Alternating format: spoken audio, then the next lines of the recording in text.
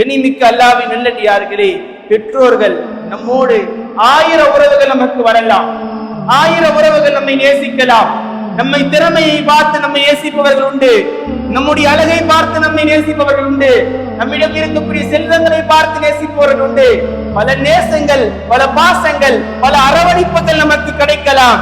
ஆனால் இந்த தாயின் உறவு என்பது எங்கிருந்து ஆரம்பித்தது, நீ எப்படி இருப்பாய் என்று தெரியாது, கருவில் இருக்கும் பொழுது எந்த நிறத்தில் இருப்பாய் என்று தெரியாது, உன் முகம் எப்படி இருக்கும் என்று தெரியாது, நீ எந்த நிறத்தில் இருப்பாய், என்ன செய்ய போகின்றாய், வந்தாய் எப்படி எல்லாம் இருப்பது எதுவுமே தெரியாது. தாய் தந்தைக்கு எதுவும் தெரியாத உன் மீது நீ உருவாகுவதற்கு முன்னால், நீ மனிதனாய் வெளியே வருவதற்கு முன்பதாகவே உன் மீது அன்பையும் பாசத்தையும் காட்டியவர்கள் பெற்றோர்கள். இந்த பாசத்திற்கு நிகராய் வேறு எந்த பாசமும் கிடையாது. பெற்றோர்கள், நம்மை ஈண்டெடுத்த பெற்றோர்கள், அவர்களுக்கு செய்ய வேண்டிய கடமைகள், அல்லாஹ்வின் நல்லடியார்களே, அந்த கடமைகளை அல்லாஹ் நிறைய இடங்களில் சொல்லி காட்டியிருக்கின்றான். நீங்கள் அவர்களுக்கு உபகாரம் செய்யுங்கள். ஏன் அல்லாஹ் சேர்த்து சொல்கின்றான் என்பதை நாம் கொஞ்சம் விளங்க வேண்டும். அவர்கள் தான் நம்முடைய எதிர்காலத்தினுடைய தீர்மானிக்கக்கூடியவர்கள், நம்முடைய எதிர்காலத்தை முடிவு செய்யக்கூடியவர்கள். அப்படிப்பட்ட இடத்தில் பெற்றோர்களை அல்லாஹ் வைத்து இருக்கின்றான். பெற்றோர்கள் சாதாரணமானவர்கள் அல்ல. அவர்கள் நம்முடைய உறவுகள், 1000 உறவுகள் நம்மோடு வரலாம், 1000 உறவுகள் நம்மோடு இருக்கலாம்.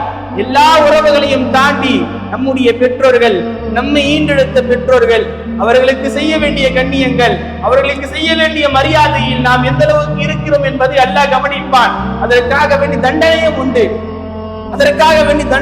உண்டு. ஆக அந்த பெற்றோர்களுடைய விஷயத்தில் நாம் எவ்வளவு கவனமாக இருக்க வேண்டும் என்பதை குர்ஆனும் ஹதீஸும் நமக்கு வலியுறுத்தி கொண்டே இருக்கும்.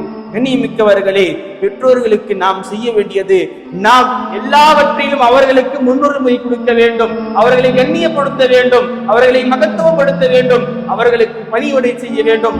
எல்லாம் தான் நம்மை உயர்த்தும். பெற்றோர்களுக்கு நாம் செய்யக்கூடிய கண்ணியங்கள், அம்மா பாப்பாவை நம்ம பார்க்கிறது தான் நம்மை உயர்த்தும், பெற்றோர்களை நாம் பார்ப்பது தான் நம்மை கண்ணியப்படுத்தும். இந்த உலகத்தில் கண்ணியமான வாழ்க்கை என்பது பெற்றோர்களை நாம் பார்த்துக் கொள்வதன் மூலமாக நம்முடைய எதிர்காலங்கள் அமையும்.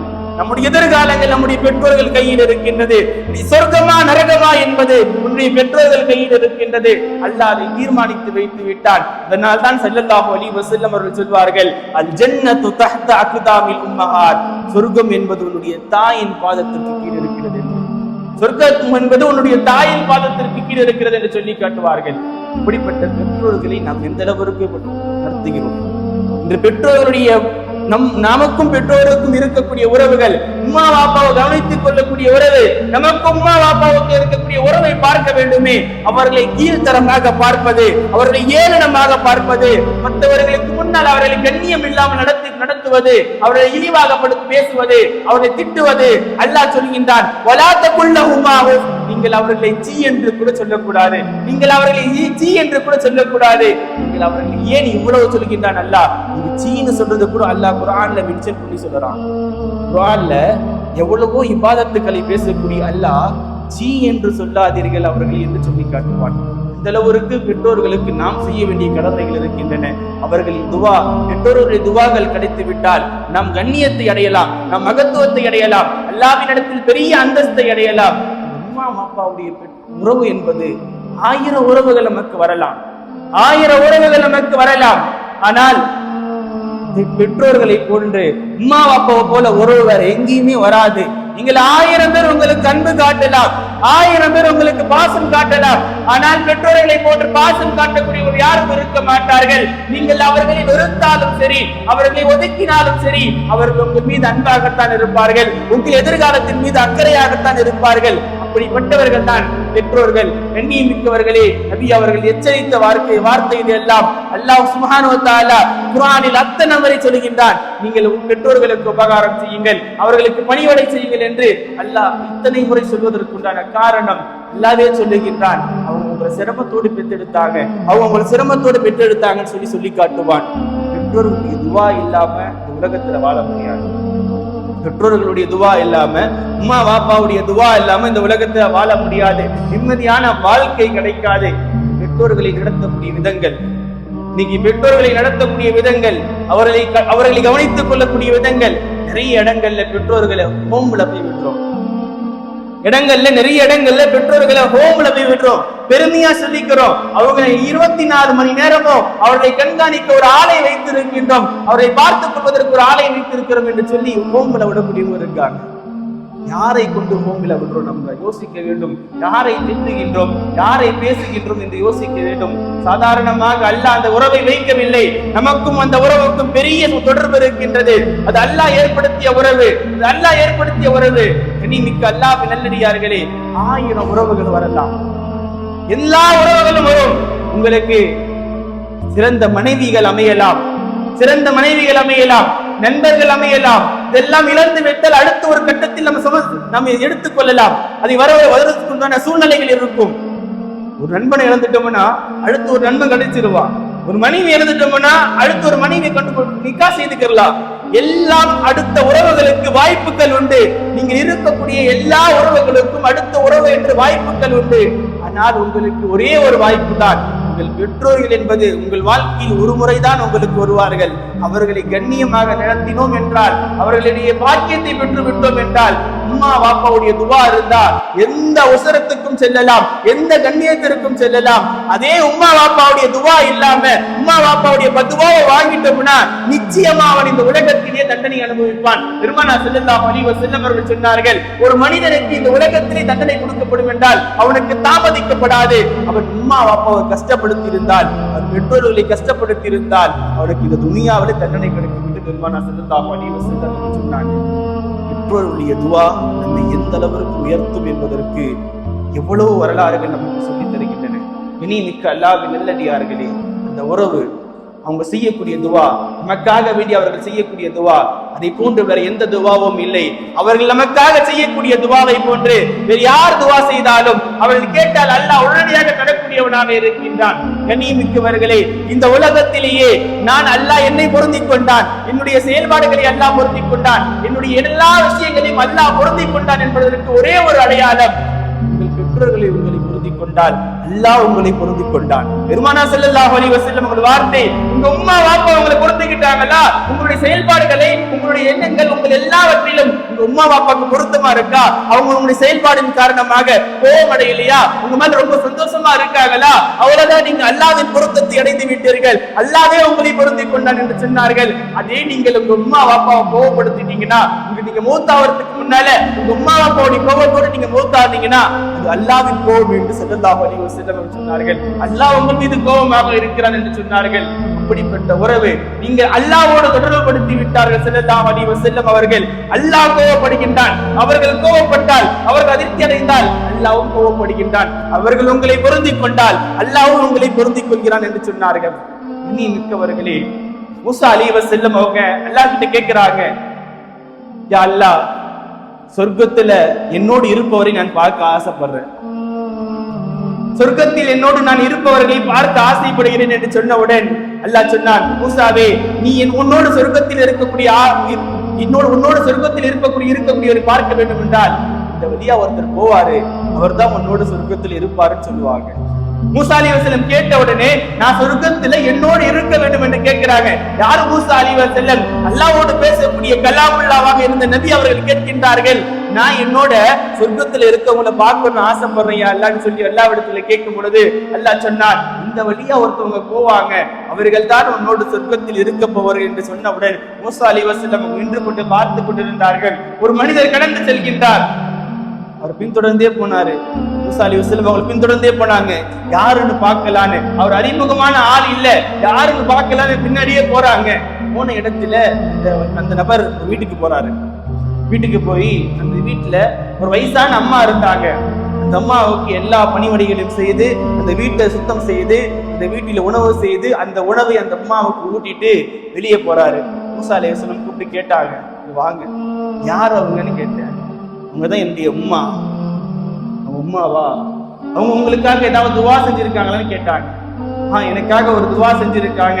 நான் எப்பெல்லாம் என் அம்மாவுக்கு பணிவடை செய்கின்றேனோ, கிதுமத்து செய்கின்றனோ, அப்பொழுது எல்லாம் எனக்காக வேண்டி என்னுடைய தாய் ஒரு துவா செய்வார்கள், என்னுடைய தாய் ஒரு துவா செய்வார்கள், யா அல்லாஹ், என்னுடைய மகனை சொர்க்கத்தில் மூசா அலைஹிஸ்ஸலாத்தோடு இருக்க வையா அல்லாஹ் என்று என்னுடைய பெற்றோர் எனக்காக துவா செஞ்சுக்கிட்டே இருப்பாங்கன்னாங்க. மூசா அலைஹிஸ்ஸலாம் சொன்னாங்க, உங்களுடைய துவாவை அல்லாஹ் ஏற்றுக்கொண்டான். உங்களுடைய துவாவை அல்லாஹ் ஏற்றுக்கொண்டான். ஒரு தாயின் துவா நபியோடு இருக்கக்கூடிய பாக்கியத்தையும் கொடுத்து இருக்கின்றன. ஒரு தாயின் துவா நபியோடு இருக்கக்கூடிய வாய்ப்பை கொடுத்து இருக்கின்றன. அந்த பெற்றோர்களை நாம் எந்த அளவுக்கு நடத்துகின்றோம்? அவர்களை திட்டுகின்றோமே, அவர்களை ஏசுகின்றோமே, அவர்களை பேசுகின்றோமே, அவர்களை கேவலப்படுத்துகின்றோமே. கொஞ்சம் நாம் யோசிக்க வேண்டும், கொஞ்சம் நாம் யோசிக்க வேண்டும். சிறு பிராயத்தில் நாம் கண்ணாடி முன்னாடி நின்று கேட்க வேண்டிய கேள்விகள் இதெல்லாம். உனக்கு முதுகெலும்பாய் இருந்தது யார்? உன்னுடைய வயதில் முதுகெலும்பாய் இருந்தது யார்? உனக்கு அலம் மாத்திரம் தானே தெரியும். இந்த துனியாவில் நீ பிறந்த உடனே உனக்கு அலம் மாத்திரம் தானே தெரியும். உன் அழுகையை வைத்துக் கொண்டு என் புள்ள அழுவதுன்னு சொல்லி பால் கொடுத்தது யார்? என் புள்ள வலிக்காக அழுகுது என்று மருத்துவம் செய்தது யார்? உன் புள்ள கொசு கடிச்சதுனா கூட தாங்க முடியாமல் இருந்த பெற்றோர்களை வயிற்றில் சுமந்து கொண்டு என் புள்ள இருந்த உங்க உம்மா வாப்பாவை கஷ்டப்படுத்துறோம்ல, நம்ம உம்மா வாப்பாவை கஷ்டப்படுத்துறோம்ல, யோசிக்க வேண்டும். அவர்கள் நம்ம எந்த அளவிற்கு வளர்த்தார்கள் என்று அவரை திட்டம் பொழுதெல்லாம் யோசியுங்கள். என்னை அம்மா அப்பா எப்படி பார்த்திருப்பாங்க, என்னை எந்த அளவுக்கு அவங்க கண்ணியப்படுத்தி இருப்பாங்க. எந்த விதத்தில் நம்மை விட்டுக் கொடுக்காதவர் நம்முடைய பெற்றோர்கள், எந்த இடத்திலும் நம்மை விட்டுக் கொடுக்காதவர் நம்முடைய பெற்றோர்கள். அப்படியெல்லாம் வளர்த்து உனக்காக வேண்டி அவர்கள் இருந்தார்கள், உனக்காக வேண்டி வாழ்ந்தார்கள், தன்னுடைய தூக்கத்தை இழந்தார்கள். உன்னால் அவர்களுக்கு தூக்கமே போனது.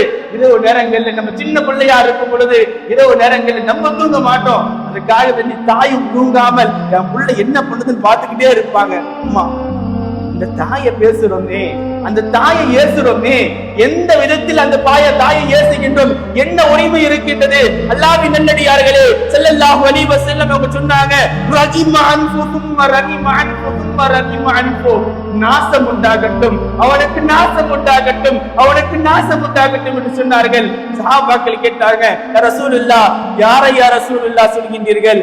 யாரை பார்த்து நாசம் உண்டாகட்டும் என்று சொல்கிறீர்கள் என்று கேட்ட பொழுது ஸல்லல்லாஹு அலைஹி வஸல்லம் அவங்க சொன்னாங்க, உங்களின் பெற்றோர்கள் ஒருவரோ அல்லது இருவரோ இருந்து அவர்களுக்கு பணிவிடை செய்யாதவர்கள் நாசம் உண்டாகட்டும், அவன் நஷ்டமடைந்து விட்டான் என்று சொன்னார்கள் ஸல்லல்லாஹு அலைஹி வஸல்லம் அவர்கள்.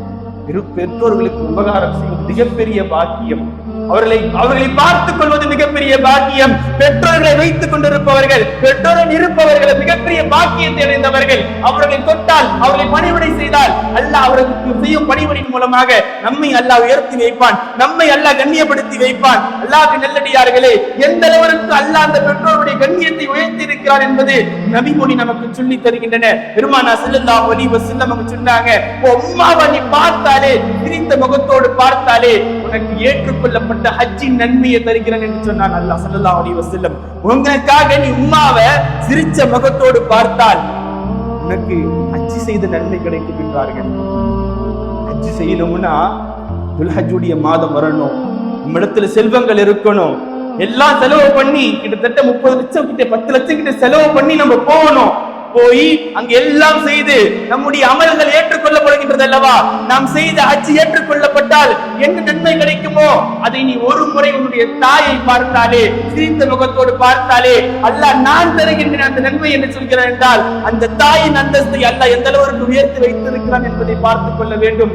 தாயை நோகடித்து விடாதீர்கள், பெற்றோர்களை நோகடித்து விடாதீர்கள், அவர்களை கஷ்டப்படுத்தி விடாதீர்கள். அவர்களை கண்ணியப்படுத்த வேண்டியவர்கள், அவர்கள் தூக்கி கொண்டாட வேண்டியவர்கள், அவர்களை இழிவுபடுத்தி கூடாது, அவர்களை இழிவுபடுத்தி விடாதீர்கள். கண்ணியமிக்கவர்களே, அவர்களை நாம் பராமரிப்பதற்கு, அவர்களை நாம் கவனித்துக் கொள்வதற்கு மிகப்பெரிய பாக்கியம் பெற்றவர்கள்.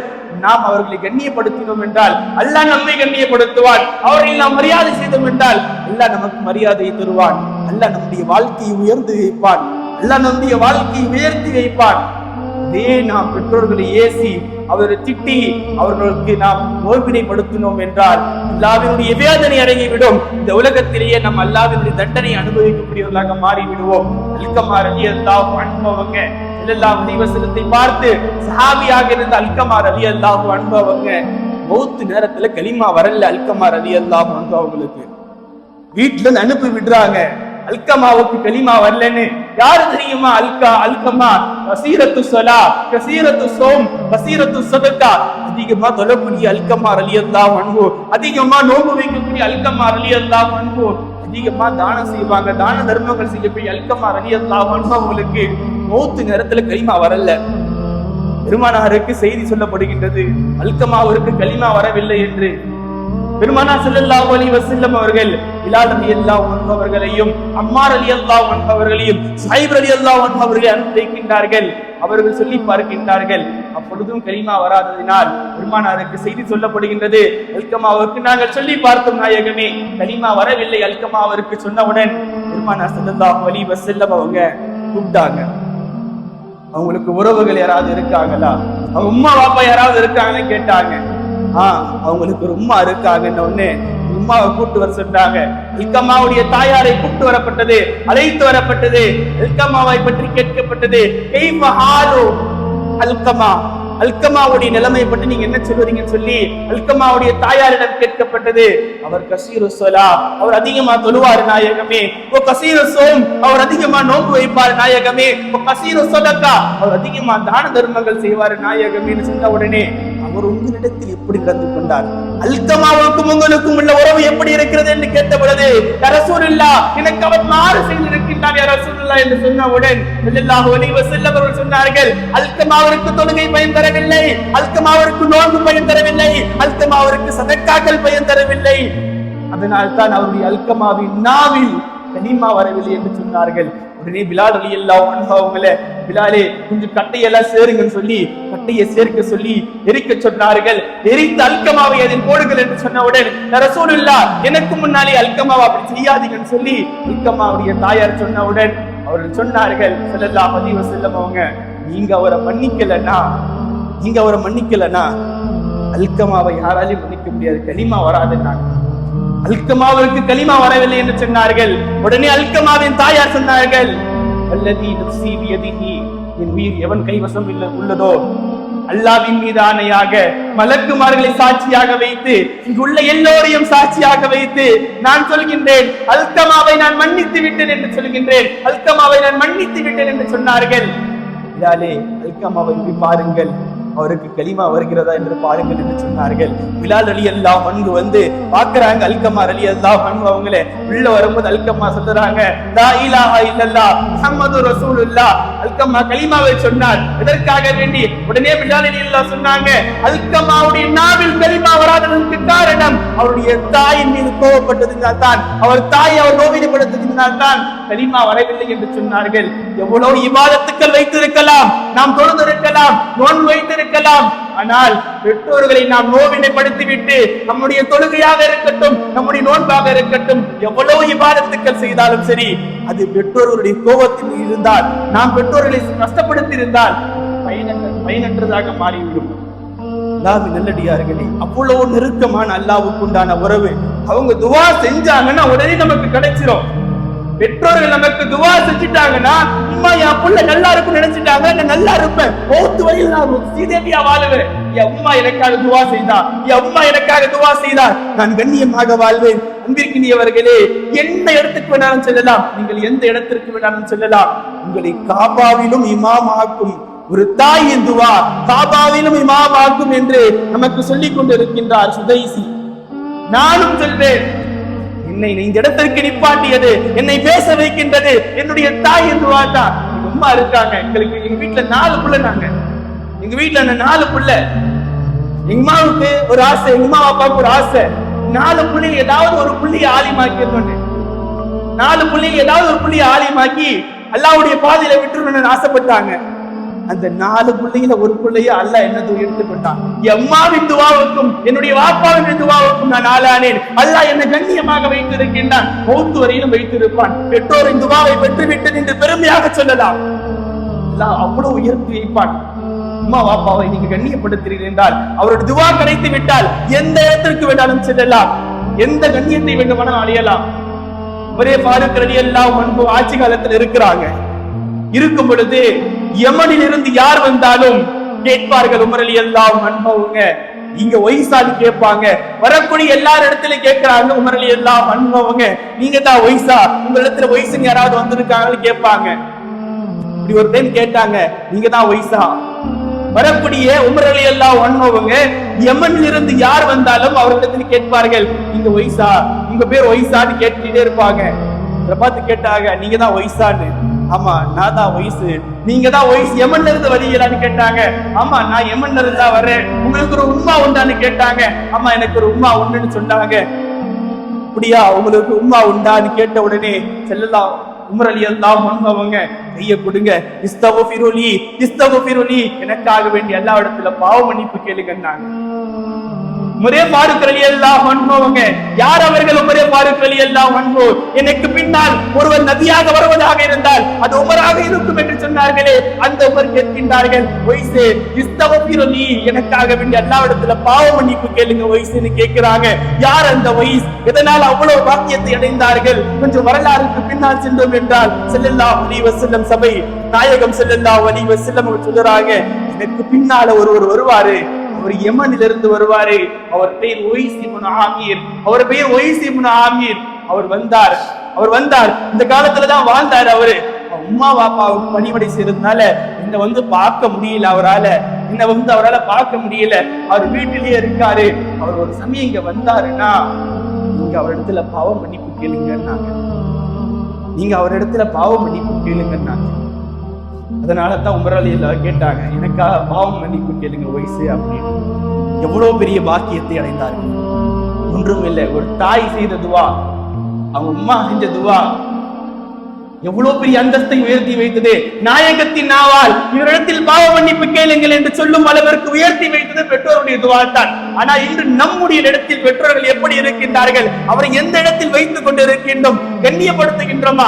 அவர்களை எவ்வளவு கோபப்படுகின்றோம், ஏசுகின்றோமே, திட்டுகின்றோமே, அவர்களை வேண்டாம் என்று ஒதுக்குகின்றோமே. நான் சொல்வேன், உங்கள் ரஹ்மத்தை நீங்கள் விட்டு விரட்டுகின்றீர்கள், ரஹ்மத்தை வேண்டாம் என்று சொல்கின்றீர்கள். அவர்கள் துவா செய்தால் உங்களுக்காக செய்யக்கூடிய ஒவ்வொரு துவாவும் அல்லாஹ் ஏற்றுக்கொள்வான். எந்த விதத்திலும் அதை தாமதிக்க கூட மாட்டான். அல்லாஹ் உடனடியாக அல்லாஹ் ஏற்றுக்கொண்டு இதற்குண்டான கூலியை தருவார். நீங்கள் வாழுங்கள், வாழும் காலத்தில் உங்கள் பெற்றோர்களின் துவாவை பெறுங்கள். அப்படி பெற்றுவிட்டால் இந்த உலகத்திலும் நீங்கள் வெற்றி அடையலாம், நாளை மறுமையிலும் நீங்கள் வெற்றி அடையலாம். உங்களுக்கு வெற்றி நிச்சயம். இந்த துனியாவில் நீங்கள் அல்லாஹ்வுடைய பொருத்தத்தை பார்க்க வேண்டும் என்றால் அல்லாஹ் உங்களை பொருந்திக் கொண்டால் உங்கள் அமல்கள் ஏற்றுக்கொள்ளப்பட்டது, நீங்கள் எல்லா விஷயத்திலும் அல்லாஹ் உங்களை ஏற்றுக்கொண்டான் என்று நீங்கள் பார்க்க வேண்டும் என்றால் ஒன்றை சொல்வேன், உம்மா வாப்பா நீங்க பொருந்திக்கிட்டாங்களா?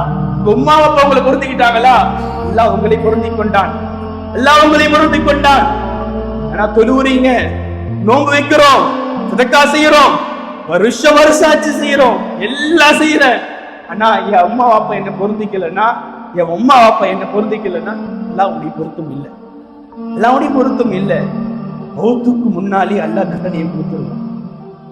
ஒரு வாலிபர் இருந்தாரு. சின்ன வயசுல இருந்து உம்ரா செய்ய வேண்டும் என்ற ஆசை. அந்த வாலிபருக்கு உம்ரா செய்ய வேண்டும் என்ற ஆசை. தாயிடம் கேட்கின்றார், நான் உம்ரா போயிட்டு வரேன் அம்மா, எனக்காக அனுமதித்தாங்கன்னு கேட்டாங்க. அம்மா வேணாம் போவாதன்ட்டாங்க, உம்ராவுக்கு போக வேண்டான்ட்டாங்க. தாயின் பேச்சை மீறி செல்கின்றார். சென்ற இடத்துல ஒரு ஊருக்கு போறாரு. அந்த இடத்துல தொழுதுகிட்டு இருக்கும் பொழுது திருட அந்த வழியா போயிடலாம். இவங்க துரத்திட்டு வந்தவங்க என்ன பண்றாங்க, திருடன் தான் நம்ம வர்றதை பார்த்து தொழுதுகிட்டு இருக்கான்னு இவரை பிடிச்சிட்டு போயிடுறாங்க. அந்த ஊருடைய வழக்கம் என்ன தெரியுமா? திருட வந்தா அவன் திருட 2 கையை வெட்டிடுவாங்க, அவனுடைய கையை 2ஐயும் வெட்டிடுவாங்க, அவனுடைய காலை 2ஐயும் வெட்டிடுவாங்க. வெட்டிட்டு அவனுடைய கண்களை பறிக்கப்பட்டு விட்டு தோடு நிறுத்தாமல் கோவரி கழுதையில் அவனை கட்டிவிட்டு அவனை ஊர்வலம் கொண்டு செல்லப்படும். ஆதா அசாரி, இவன் தான் திருடன் என்று அவனை கொண்டு செல்லப்படும். அதே போன்று அந்த வாலிபனை கொண்டு செல்லப்பட்டது. ஆதா அசாரி கொன், இவன் தான் திருடன் என்று சொன்ன பொழுது அவர் சொன்னார், நான் சாரிக்கல்ல, நான் திருடன் அல்ல, நான் என் அம்மா பேச்ச மீறி வந்ததினால் எனக்கு கிடைத்த தண்டனை என்று சொன்னான். கண்ணியமிக்கவர்களே, எந்த அமலாக இருக்கட்டும் பெற்றோருடைய பொருத்தம் இல்லாமல் இருக்க வேண்டாம், எல்லாம் இருக்கட்டும், ஆனால் பெற்றோருடைய பொருத்தமும் இருக்க வேண்டும். பெற்றோர்களை மதியுங்கள். அவர்கள் நமக்கு கிடைத்த பாக்கியம், வாழும் காலத்தில் நமக்கு கிடைத்த பாக்கியம். அவர்கள் ரஹ்மத்தானவர்கள், அவர்கள் பரக்கத்தானவர்கள். அம்மா அப்பாவை கண்ணியமா பாத்துக்கிறீங்க, அவங்களை திட்டிடாதீங்க, அவங்களை பேசிடாதீங்க. அல்லாஹ்வே சொல்றான், நீங்க அவங்களை சீன சொல்லிடாதீங்கன்னு சொல்றான். அப்பாவை பத்தி தெரியல நமக்கெல்லாம், நம்ம எப்படி பார்த்தாங்க, நம்மள எப்படி வளர்த்தாங்க, அம்மா அப்பா நம்மளை எப்படி வளர்த்தாங்க நமக்கு தெரியாம போயிடுச்சு. ஒரு வரலாறு படிச்ச ஒரு சின்ன கதை. ஒருத்தனுக்கு வயசான அப்பா இருக்கும், உன் வாப்பாவுக்கு வயசாயிடும், கால் சரியா கேட்காதனால அவன் வேலைக்கு போயிட்டு வரும் பொழுது அவன்கிட்ட கேட்பாங்களாம், வாப்பா என் பிள்ளைய மருந்து வாங்கிட்டு வாப்பா, பாப்பாவுக்கு ஒரே இரும்பலா சளியா இருக்கு, பாப்பாவுக்கு மருந்து வாங்கிட்டு வாப்பான்னு சொன்ன உடனே பிள்ளை போய் மருந்து வாங்கிட்டு வருவான். மருந்து வாங்கிட்டு வந்து வாப்பா கிட்ட, வாப்பா இருந்தா வாப்பா இரும்பலா இருக்குன்னு சொன்னியே, மருந்தா இருந்தா வாப்பான்னு சொல்லி கொடுப்பான். என்னதுடா மகனே அப்படின்னு கேட்டான். நான் வாப்பா என்ன ஆச்சு, என்ன கொண்டு வந்துருங்க கேட்டாரு. அப்பா மருந்து வாங்கிட்டு சொன்னல மருந்து. என்ன வாப்பா என்ன என்ன என்ன கொண்டு வந்திருக்க? அப்பா மருந்து வாங்கின சொன்னல, அதுதான் மருந்து வாங்கி வந்திருக்கேன் அப்படின்னா. என்னப்பா கொண்டு வந்திருக்க? ஏ கிழவா, எத்தனை முறை சொல்வது, மருந்து கேட்டு மருந்து வாங்கிட்டு வந்திருக்கேன், ஏன் என் உயிரை எடுக்கிற, எங்க நான் போய் சாவர தானே, ஏன் இப்படி உயிரை வாங்குறேன்னு கேட்ட உடனே தந்தை சொன்னாரா, கோவமே படல, இங்க வா அப்பா, இங்க வா, இங்க பீரோ மேல ஒரு டைரி கொண்டு வாங்க. டைரியை கொண்டு வந்தாங்க. துறப்பா. அப்பா சொன்னாராம், துறப்பா படினாராம். படிச்சு பார்த்தா, இது என்ன, இது காகம். இன்னும் படிப்பா, இது என்ன, இது காகம். அடுத்த பக்கத்துல படிப்பா, இது என்ன, இது காகம், இது என்ன, இது காகம், இது என்ன, இது காகம். எழுதி வச்சிருக்க, இது என்ன, இது காகம் எழுதி வச்சிருக்கேன்ப்பா. உன்னை சின்ன பிள்ளையில இருக்கும்பொழுது நான் வந்து ஒரு சந்தைக்கு மீன் மார்க்கெட்டுக்கு கூட்டு போனேன். அங்க கூட்டு போகும்போது நீ என்ன வந்து நான் உன் கையை பிடிச்சு கூட்டு போனேன். உன்னை பார்த்துக்கிட்டேன் நானு. அங்க மீன் சத்தைகளை காகம் தின்று கொண்டு இருந்தது. கேட்ட, வாப்பா இது என்ன வாப்பான்னு கேட்ட, நான் காகம்னு சொன்னேன். நீ திரும்பவும் கேட்ட, பாப்பா இது என்ன வாப்பான்னு கேட்ட, நான் காகம்னு சொன்னேன். நீ திரும்பவும் கேட்ட, பாப்பா இது என்ன வாப்பான்னு கேட்ட, நான் காகம்னு சொன்னேன். நீ அத்தனை முறை நான் கேட்கும் பொழுது நான் உனக்கு காகம் காகம் என்று நான் சொல்லிக் கொடுத்தேனே, 3 முறை கேட்டதுக்கே என்னை திட்டுகிறாயா என்று சொன்ன வரலாறுகள் உண்டு. நமக்கு படிப்பினையாக எடுத்துக்கிறது ஒரு சம்பவம் கதையா இருந்தாலும் நமக்கு படிப்பினையா எடுத்துக்கணும். நம்முடைய சிறுபிராயத்தை யோசித்து பாருங்கள். காக்கைக்கு தன் குஞ்சும் பொன் குஞ்சு என்றுவார்கள். எனக்கு ஏன் பிள்ளைதான் வசந்தவனா இருப்பாங்க. எந்த அத்தம்மாவை போய் கேட்டு பாருங்க, அவங்க தங்களுடைய பிள்ளையதான் வசந்து பார்ப்பாங்க. உள்ள படிக்கலனாலும் சரி, மக்கு சாம்பிராணியா இருந்தாலும் சரி, என்னவா இருந்தாலும் அவங்களுக்கு அவங்க பிள்ளைதான், அவங்களுக்கு அவங்க பிள்ளைதான். எந்த பெற்றோராச்சு, எந்த அம்மா அப்பாவாச்சு என் பிள்ளை நாசமா போன நினைச்சிருக்காங்களா? யாராவது சொல்ல முடியுமா? வரலாறுகளை எடுத்து காட்ட முடியுமா? என் வாப்பா என் அம்மா வாப்பா நான் நாசமா போன நினைச்சாங்க சொல்ல முடியுமா?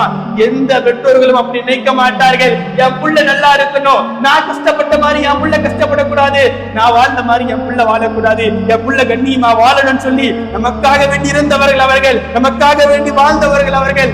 அவர்களை விட்டு விடாதீர்கள், அவர்களை விட்டு விடாதீர்கள். அவர்கள் கையில் இருப்பவர்கள் நிச்சயமாக சொல்கின்றேன், பெற்றோர்களை உபகரிக்கக்கூடிய பாக்கியம், பெற்றோர்களுக்கு பணிவிடை செய்யக்கூடிய பாக்கியத்தை பெற்றவர்கள் ரஹ்மத்தானவர்கள். உங்களுக்கு எதிர்காலத்தில் தெரியும், அது உங்களுக்கு எதிர்காலத்தில் தெரியும். அம்மா அப்பாவை கண்ணியப்படுத்தினாலே போதும், அவங்களை பராமரிச்சாலே போதும், அவங்களுக்கு கண்ணியத்தை கொடுத்தாலே போதும். என்ன செஞ்சுட்டாங்க அவங்க, நமக்கு என்ன செஞ்சுட்டாங்க? அப்படி நம்ம அவங்களை திட்டுற அளவு, அவங்களை பேசுற அளவு அவங்க என்ன செஞ்சுட்டாங்க? நம்மள ஒண்ணுமே செய்யலையே. நமக்காக வேண்டி எல்லாத்தையும் இழந்தாங்க, நமக்காக வேண்டி எல்லாத்தையும் இழந்தாங்க. தூங்க முடியுமா தாயால? தூங்க முடியுமா தாயால? குழந்தையா இருக்கும் பொழுது உன் பீமூத்திரத்தெல்லாம் யாரு வாருனா? குழந்தையில இருக்கும்போது உன் பீமூத்திரத்தெல்லாம் யாரு வாருனா? எதையுமே கொஞ்சம் கூட முகத்தில் சலிப்பு இல்லாமல் உன்னை தூக்கி வளர்த்தவள் உன்னுடைய தாய், உன்னுடைய தாய். இன்று நீ அவரை செருப்பை விட மட்டமாக மதிக்கின்றாய். நீ உன்னை அவர் சிறுப்பை விட மட்டமாக மதித்துக் கொண்டிருக்கின்றாய். பெருமானா சொன்னாங்களே, அல் ஜன்னத்து தஹ்தா அக்தாமில் உம்மஹாத், உம்மாவுடைய கால்ல தான் சொர்க்கமே இருக்குன்னு. என்ன சொர்க்கத்தை இங்க வந்து தேடுறோம்? இங்க நல்லா தொழுவோம், இபாதத்துகள் இருக்கும், எல்லாம் ஒண்ணுத்துக்கும் பிரயோஜனம் ஆகாது. நீங்கள் அங்கு பயனல்ல, அங்கு கண்ணியம் செலுத்தவில்லை என்றால், உம்மா வாப்பாவை நீங்க கண்ணியம் செலுத்தலனா, அவர்களை மரியாதை செய்யவில்லை என்றால், உங்கள் தொழுகையாக இருக்கட்டும். சஹாபிக்கு அந்த நிலைமை. நம்மளெல்லாம் யோசிச்சு பாருங்க.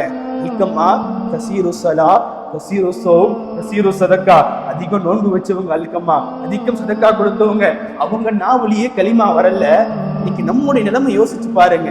வீட்டுக்கு போன அம்மா வாப்பாவை பாருங்க, அம்மா வாப்பாவை பாருங்க, அவங்களுக்கு ஒண்ணும் இல்ல, அஸ்ஸலாமு அலைக்கும் உம்மான்னு சொல்லி நீ கொஞ்சம் சிரிச்சு பார்த்தாலே அல்லாஹ் ஹஜ்ஜத்துல் மக்பூரா, மக்பூல், அல்லாஹ் ஏற்றுக்கொள்ளப்பட்ட ஹஜ்ஜை தருகிறான் என்றால் எவ்வளவு உயர்ந்த இடத்தில் அல்லாஹ் வைத்திருக்கின்றான், எவ்வளவு உயர்ந்த இடத்தில் கண்ணியமாக வைத்திருக்கின்றான் என்று பார்க்க வேண்டும். கண்ணியமிக்கவர்களே, அவர்களை மதியுங்கள், அவரிடத்தில் பேசுங்கள். இதுவே உங்களுக்கு மிகப்பெரிய பாக்கியம். அண்ணன் ஒருத்தர் இருக்கான், அவன் கடை வச்சிருக்கான், கண்ணாடி கடை வச்சிருக்கான். என் வரலாறு நான் சொல்லக்கூடாது, உதாரணத்துக்காக நான் சொல்லுறேன். கண்ணாடி கடை வச்சிருக்கேன். நாங்க இரவுல உட்காந்து நைட்ல உட்காந்து பேசிக்கிட்டு இருந்தோம். அப்போ அவன் சொன்னான், நான் எப்பவுமே வந்து வீட்டுல கொஞ்சம் கோவப்பட்டு போனேன்னா கடையில வியாபாரமே நடக்காது. ஏதாவது உம்மா பேசுவாங்க, எனக்கு மேலுக்கு கீழே பேசுவாங்க, ஏதாவது நான் கொஞ்சம் கோவப்பட்டு பேசிட்டேன்னா கடையில எல்லாம் பிடிச்சிருவான்.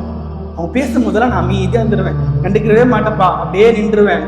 அதாலும் இருக்கும். இதே நான் ஏதாவது கொஞ்சம் கோவப்பட்டு பேசினேன்னா அங்க அடிப்பான் அல்லான்னு.